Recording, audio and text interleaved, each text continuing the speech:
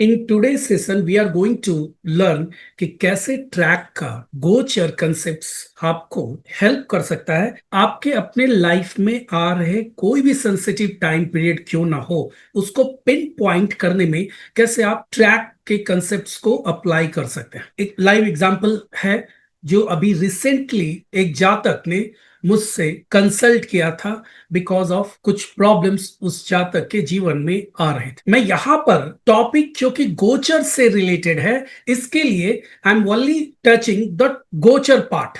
Okay, but किस तरीके से उस जातक का चार्ट का स्टडी किया गया था एंड यहाँ पर क्या क्या सीक्वेंस फॉलो किया गया था मैं वो आपको एक बार बता देता हूं कि जब भी कोई चार्ट आएगा ओके तो आप इस बात का ध्यान रखिएगा कि गोचर इंपॉर्टेंट है। डेफिनेटली गोचर बहुत इंपॉर्टेंट है।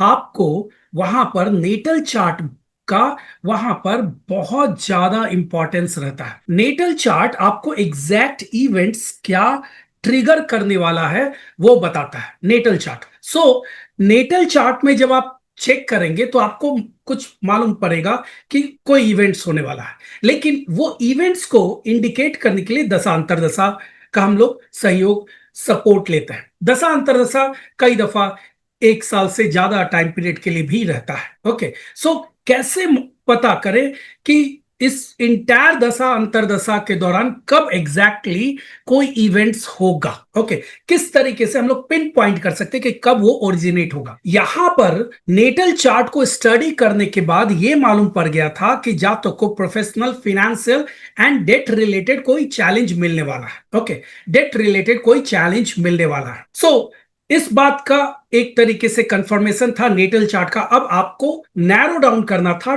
टाइम फ्रेम कि कब जातक को इस तरीके का प्रॉब्लम आएगा। दशा अंतरदशा को भी यूज कर लिया गया था एंड उस दशा अंतरदशा के बेसिस पर भी ये फाइनल हो गया था कि जातक को professional, financial and debt related challenge मिलेगा। जब भी आप चार्ट एनालिसिस कीजिए सीक्वेंस प्रॉपरली मेंटेन कीजिए। ओके, नेटल चार्ट को इग्नोर करके यहां पर स्टडी करना संभव नहीं है। ये जातक का जो पर्पस था जो ये था कि ये प्रॉपर्टी बाई करना चाहता था। प्रॉपर्टी बाई करने के लिए वो बहुत प्रयास कर रहा था, उसको एक प्रॉपर्टी भी मिला एंड अब वो उस प्रॉपर्टी को परचेस करने के लिए जा रहा था, लेकिन उसको कई चैलेंजेस मिला।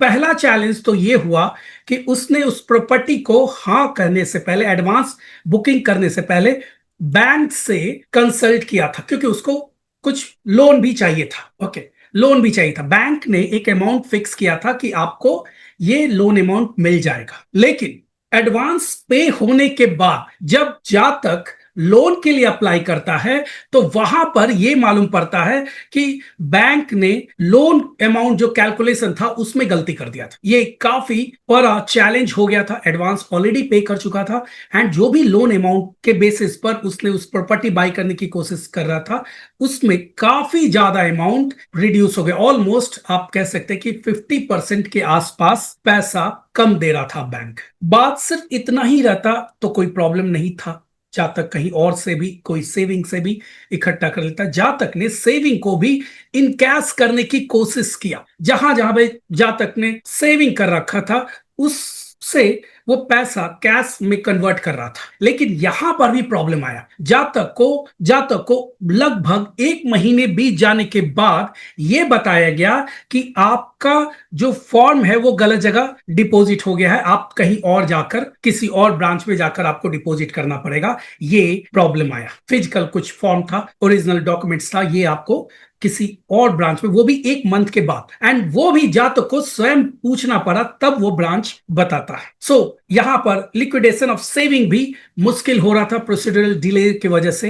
एंड जातक ने एडवांस बुकिंग कर रखा था, एडवांस पेमेंट कर रखा था एंड उस एडवांस पेमेंट के बेसिस पर उसको एक डेडलाइन दिया गया था कि आपको remaining amount 30 days from the date of advance payment करना था। यहां पर कुछ भी सही नहीं चल रहा था, ना बैंक लोन सही से मिल पा रहा था, जबकि ये कंफर्म किया गया था कि bank loan with in 10 days के अंदर मिल जाए। सेविंग में भी मालूम था कि ये बहुत जल्दी इनकैश हो जाएगा, कुछ प्रॉब्लम नहीं है, लेकिन कुछ भी सही नहीं चल रहा था। डेडलाइन जातक को काफी परेशान कर रहा था, डेडलाइन आगे बढ़ चुका था, एंड जो प्रॉपर्टी सेलर था वो हर दिन कॉन्स्टेंटली जातक को फॉलो अप करने लगा। ये सारी परिस्थिति एक काफी इंटेंस प्रेशर क्रिएट कर रहा था जातक को, एंड काफी जातक परेशान हो चुका था। बात सिर्फ इतना ही रहता तो भी कोई दिक्कत नहीं था, प्रॉपर्टी था, नहीं खरीदता या कुछ और करता, हालांकि एडवांस वहां पर नॉन रिफंडेबल था। सो ये एक प्रॉब्लम जरूर से था कि जातक का एडवांस जो पेमेंट जातक ने कर रखा था वो नहीं मिलता। 16 जुलाई को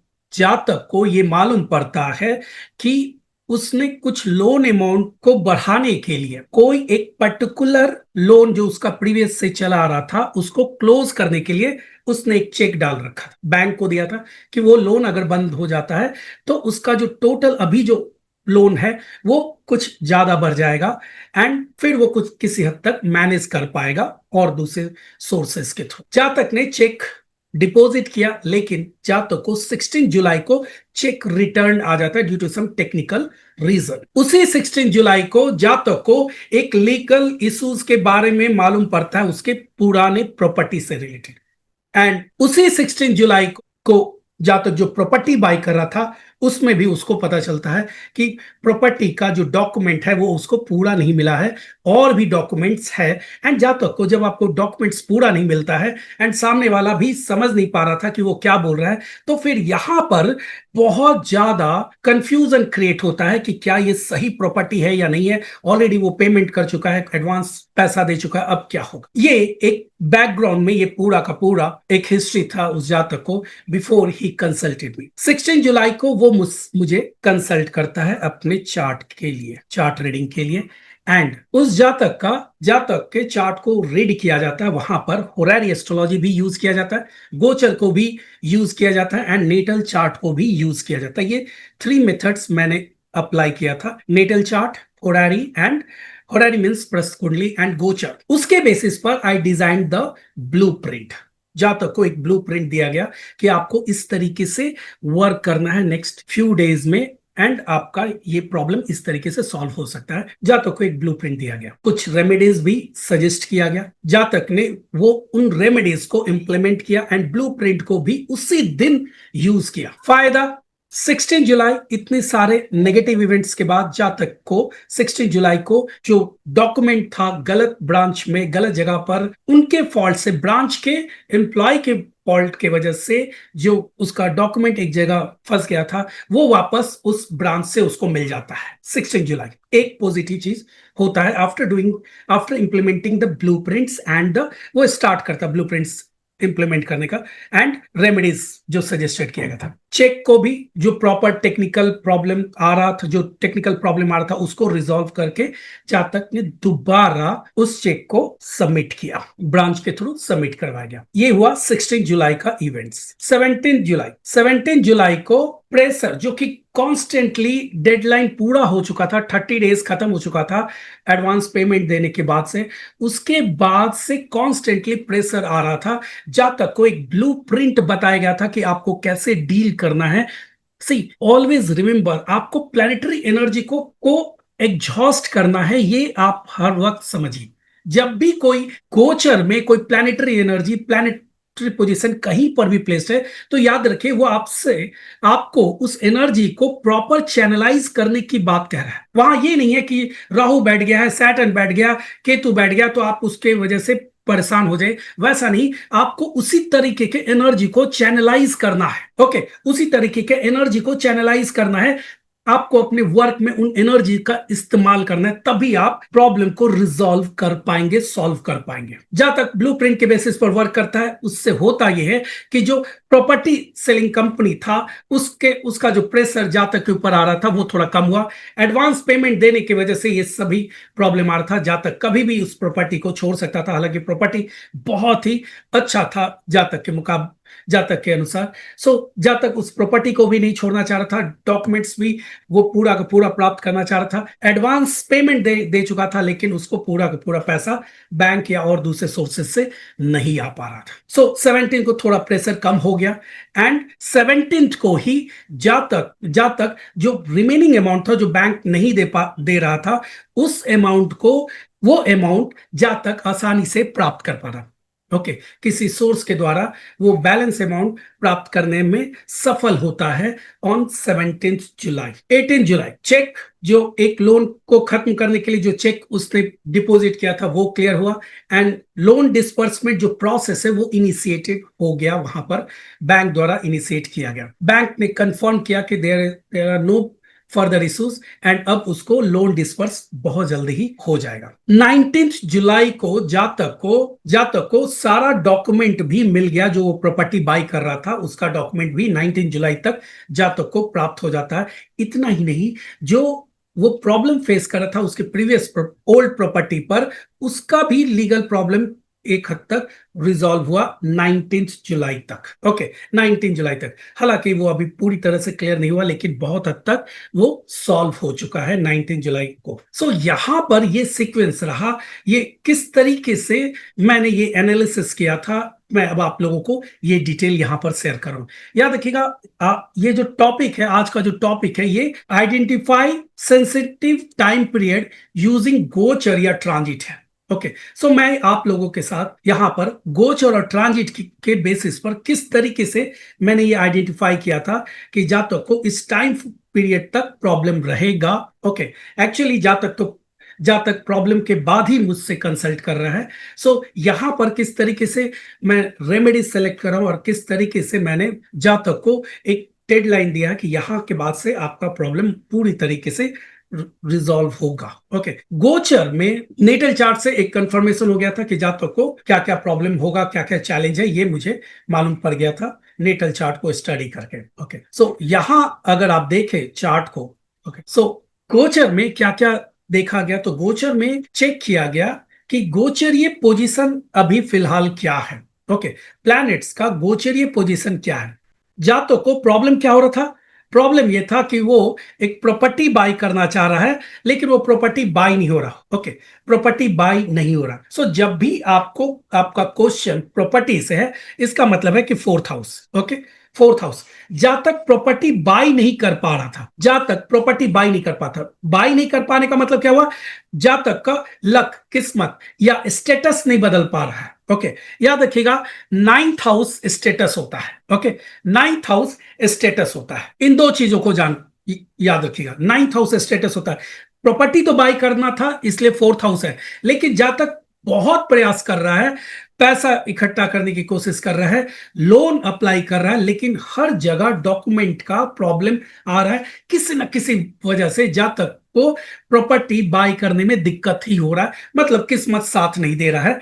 सो यहां पर आप सोचिए, एक मामूली सा एरर जातक को एक महीने तक उसका जो सेविंग है उसको इनकैश नहीं कर पाया। मामूली सा टेक्निकल इशू, जहां पर उसने डॉक्यूमेंट सबमिट किया, उसने चेक करके भी वो डॉक्यूमेंट रिसीव करता है, एंड फिर बाद में मालूम चलता है कि वो उस ब्रांच का नहीं है, जबकि चेक करने के बाद उसने रिसीव किया। सो ये सब प्रॉब्लम क्यों हो रहा था, तो कहीं ना कहीं नाइन्थ हाउस रहेगा। ओके, नाइन्थ हाउस का यहां पर इन्वॉल्वमेंट होगा डेफिनेटली। अब यहां पर एक क्वेश्चन ये है कि गोचर को यूज कैसे किया जाता है ट्रैक में। ट्रैक थ्योरम के बेसिस पर गोचर को आप मून साइन एंड लग्न दोनों से ही यूज करना है। ओके, दोनों से ही आपको आपको गोचर के इवेंट्स को प्रेडिक्ट करना है as per the track theorem. चंद्रमा से जब आप किसी भी गोचर की स्थिति को देखेंगे तो वो आपको नेचर ऑफ द इवेंट्स बताएगा, मतलब वो गुड होगा या बैड होगा ये बताएगा।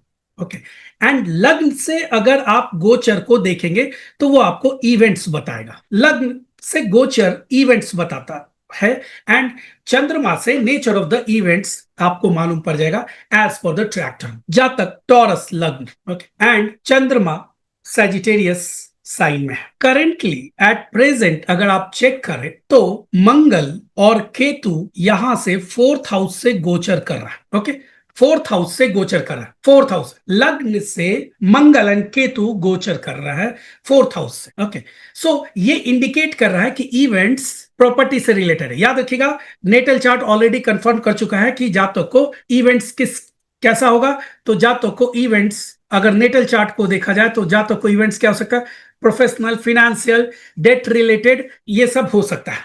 ओके, डेट रिलेटेड हो सकता है जातक को, ये प्रॉब्लम क्रिएट हो सकता है, फिनेंशियल प्रॉब्लम क्रिएट हो सकता है जातक को। यहां पर जातक जो भी कार्य करेगा, ओके, जो भी काम करेगा, जातक को फिनेंस से रिलेटेड, इवन यहां पर आप प्रॉपर्टी भी कर दीजिए, ओके, यहां पर छूट गया है, प्रॉपर्टी से रिलेटेड भी इवेंट्स हो सकता है, ओके, प्रॉपर्टी से रिलेटेड जातक जो भी कार्य करेगा वहां पर गोचर में अगर कोई पोजीशन बनता है खासकर प्रॉपर्टी से रिलेटेड, तो जातक को प्रॉपर्टी से रिलेटेड इवेंट्स तो होगा, लेकिन वहां पर जातक को अभी फिलहाल कष्ट होगा बिकॉज ऑफ द गोचरीय position Mars and Ketu, okay, because of the Mars and Ketu जातक को प्रॉपर्टी से रिलेटेड इवेंट्स हो सकता है, ओके, मार्स एंड केतु की वजह से जातक को डिले का सामना करना पड़ेगा। ये अगर हम लोग सिर्फ लग्न को देखकर अगर कहें तो, ओके, नेटल चार्ट को अभी हम लोग यहां पर कंसिडर नहीं कर रहे हैं, हम लोग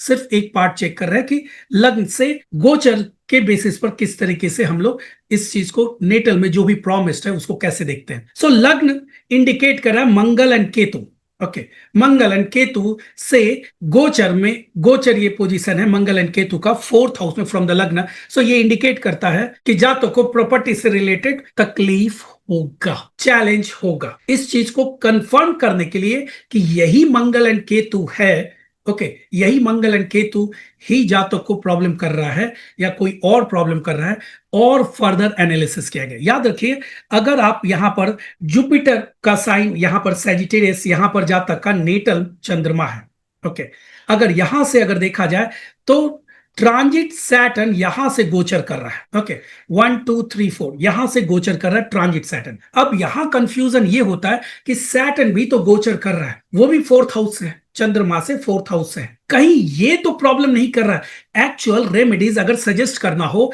तो आपको पिन पॉइंट करना रहता है कि कौन सा प्लैनेट्स रियल में, एक्चुअल में प्रॉब्लम क्रिएट कर रहा है, ये आपको फाइंड आउट करना रहता है।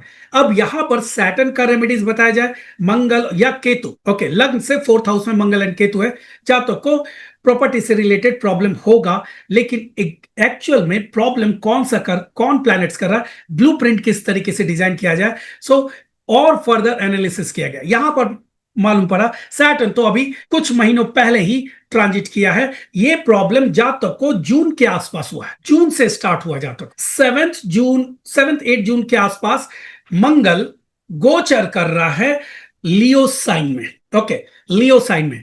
ट्रैक का एक मेथड है कि अगर कोई प्रॉब्लम क्रिएट होता है, कोई भी प्लैनेटरी पोजीशन ट्रांजिट करने के बाद, जब वो 0 डिग्री के आसपास रहता है एंड उस समय कोई प्रॉब्लम क्रिएट होता है, तो वो प्रॉब्लम तब तक रहेगा जब तक वो प्लैनेट्स उस साइन में है, ओके, ये एक ट्रैक का एक ट्रांजिट रूल है। सो यहां पर इतना समझ में आया कि जून से ही ये प्रॉब्लम स्टार्ट हो रहा है, जबकि ये सैटर्न उससे पहले ही गोचर कर चुका है।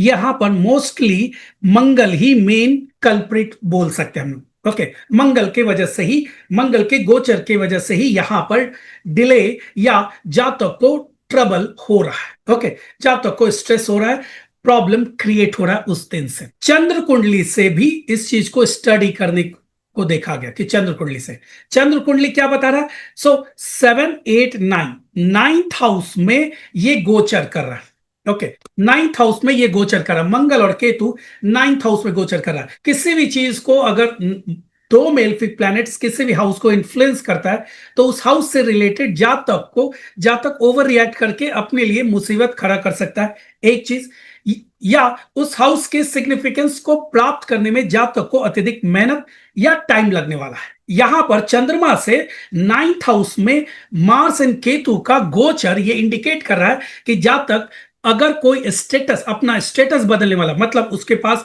प्रॉपर्टी नहीं था, अभी प्रॉपर्टी हो रहा है, ये एक स्टेटस ही बदलना हुआ, जब तक अनमैरिड था मैरिज हो रहा है, ये भी एक तरीके का स्टेटस है, अनएम्प्लॉयड था एम्प्लॉयमेंट चाह रहा, ये भी एक स्टेटस है। सो हर वो चीज जो उसके स्टेटस को चेंज करने के लिए है, यहां पर तकलीफ होगा, ओके, यहां पर चैलेंज मिलेगा। सो जब तक प्रॉपर्टी बाई करना चाह रहा है, 4th हाउस में मंगल एंड केतु बता रहा है कि यहां पर प्रॉपर्टी से रिलेटेड प्रॉब्लम होगा, और दूसरा चंद्रमा भी नेचर ऑफ द इवेंट्स बता रहा है कि ये अननेसेसरी डिले होता चला जाएगा, यहां पर काफी प्रॉब्लम होगा, ओके, ये दोनों का दोनों ही इंडिकेट कर रहा है। जातक को मंगल का रेमेडीज सजेस्ट किया गया, मंगल केतु इन दोनों का रेमेडीज जातक को सजेस्ट किया गया कि आप अभी ये रेमेडीज करें। जातक को यहाँ पर मार्स एंड केतु के एनर्जी को भी एग्जॉस्ट करने को कहा गया। Okay, based on the natal chart के कुछ कॉम्बिनेशन को भी ध्यान में रखा गया एंड उसके बेसिस पर यह बताया गया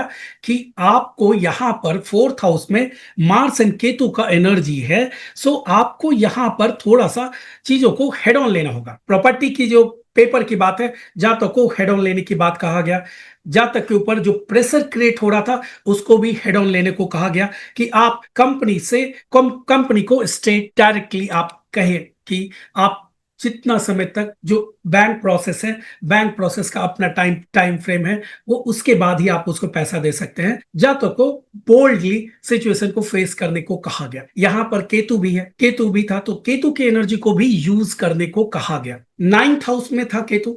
सो यहां पर जातक को टेम्पल विजिट करने को कहा गया। ओके, जातक को टेम्पल विजिट करने को कहा गया एंड यहां पर जातक को कहा गया कि थोड़ा सबमिसिव भी होना है। ओके, याद रखिएगा होरारी चार्ट के बेसिस पर जब प्रस कुंडली जब देखा गया था इस जातक का, तो उस समय जो प्रस कुंडली इंडिकेट कर रहा था वो इंडिकेट कर रहा था कि जातक को थोड़ा सबमिसिव, नेम फेम तो प्राप्त होगा लेकिन जातक को उस नेम फेम को प्राप्त करने के लिए पहले थोड़ा सबमिसिव भी कहीं होना पड़ेगा। एंड क्योंकि उस वक्त जो कोई क्वेरीज था वो कोई क्वेरी फिनेंस को लेकर था, सो जातक को कहा गया कि थोड़ा सा आपको सबमिसिवली किसी से पैसा भी मांगना पड़ेगा। जातक ये प्लानिंग में था कि कुछ परसेंटेज 80% उसका जो प्रॉपर्टी सेलर था उसने कहा था आप 80% आप अभी देकर लेटर ऑन 6 मंथ के बाद भी आप पूरा पैसा देंगे तो भी वो प्रॉपर्टी आपके नाम पर कर दिया जाएगा, कोई प्रॉब्लम नहीं आएगा। लेकिन जातक को थोड़ा सा डर था क्योंकि बीच में उसको कुछ पेपर का प्रॉब्लम दिखा। सो जातक अब पूरा का पूरा ही पेमेंट करके पूरा प्रॉपर्टी ही अपने नाम पर लेना चाह रहा था। सो यहां पर जातक को अब जो एडिशनल जो पैसा था 20% का वो लाने के लिए जातक को कहा गया कि आपको थोड़ा सबमिसिवली काम करना है। बैंक ऑलरेडी पैसा कम कर चुका था। बैंक ने शुरू में कहा था कि वो पूरा पैसा देगा लेकिन ये कम करने की वजह से जातक ने एक वे निकाला था कि 80% अभी देकर लेटर ऑन पूरा पैसा दे देगा। जातक को कहा गया कि उनको किसी का सपोर्ट लेना होगा एंड यहां पर जातक सपोर्ट लेता है। जातक के चार्ट के बेसिस पर यहां पर इंडिकेट किया गया क्योंकि ये 9th हाउस इन्वॉल्व था तो जातक को कहा गया कि आप अपने फादर से कुछ पैसे, पेरेंट्स से कुछ पैसे ले सकते हैं एंड जातक ने वहां पर अपने पेरेंट्स से पैसा लिया। आज के डेट का स्थिति यह है कि जातक का को पैसा ऑलमोस्ट जितना उसको रिक्वायरमेंट था वो पैसा उसका रिक्वायरमेंट पूरा हो चुका है। प्रोसेस में है, बैंक का लोन अभी भी प्रोसेस में है, वो भी उसको 1-2 दिनों के अंदर मिलने की उम्मीद है। जो रिमेनिंग अमाउंट था वो उसने थोड़ा सा सबमिसिव होकर, याद रखिएगा आप, जातक स्वयं अपने अपने प्रयास करता है लेकिन जातक को पूरा पैसा खुद इकट्ठा नहीं कर पाता है, उसको मांगना पड़ता है। ओके,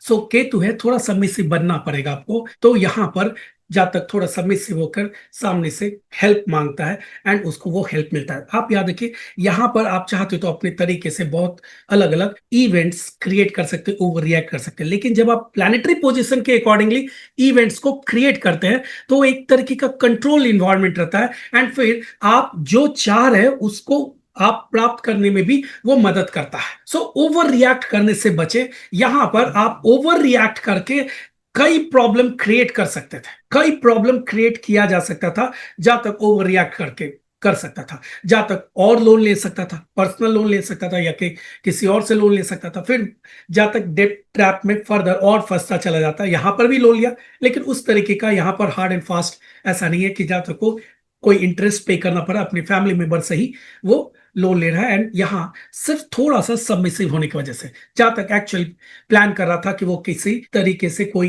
क्रेडिट कार्ड से लोन लेके या किसी और तरीके से लोन लेके वो पूरा करेगा, बट यहां जातक को कहा गया कि इस तरीके से नहीं करने के लिए। Okay, the moment you understand the planetary position आपको ऑटोमेटिकली लाइफ का ब्लूप्रिंट समझ में आने लगता है एंड आप उसके अकॉर्डिंगली काम करने लगते हैं। मंगल 7 या 8 जून के आसपास यहां पर गोचर कर रहा है, किया है। आई थिंक कि 7 को ये गोचर किया है, लेट मी चेक, या 7 जून को गोचर किया है 2 28 मिनट पर। एंड प्रॉब्लम वहां से ही स्टार्ट हुआ है, 7 जून से ही स्टार्ट हुआ है, 7 8 जून के आसपास से ही जातक को प्रॉब्लम स्टार्ट हुआ है। सो जातक का ये प्रॉब्लम तब तक रहेगा जब तक ये मंगल यहां पर है। आप यहां पर देखिए, मंगल 28 जुलाई को कन्या राशि में चला जाएगा। सो ऑटोमेटिकली प्लैनेटरी पोजीशन के बेसिस पर ये ठीक रिजॉल्व हो जाएगा। लेकिन आप इस दौरान अगर ओवर रिएक्ट कर देंगे तब ये प्रॉब्लम बहुत आगे तक चलेगा। ओके, ओवर रिएक्ट करने के बाद ये प्रॉब्लम बहुत आगे तक चलेगा, लेकिन आपने प्रॉपर एनर्जी एग्जॉस्ट किया, प्लैनेटरी पोजीशन का प्रॉपर आपने ब्लूप्रिंट पर वर्क किया, सो फिर यहां पर प्रॉब्लम नहीं होगा। गोचर जो भी प्लैनेटरी पोजीशन जो बनाया था उसके अकॉर्डिंगली जब आप बिहेव कर देते तो फिर प्रॉब्लम नहीं है। एंड रेमेडीज डेफिनेटली इंटेंसिटी को रिड्यूस करने में काफी मदद करता है।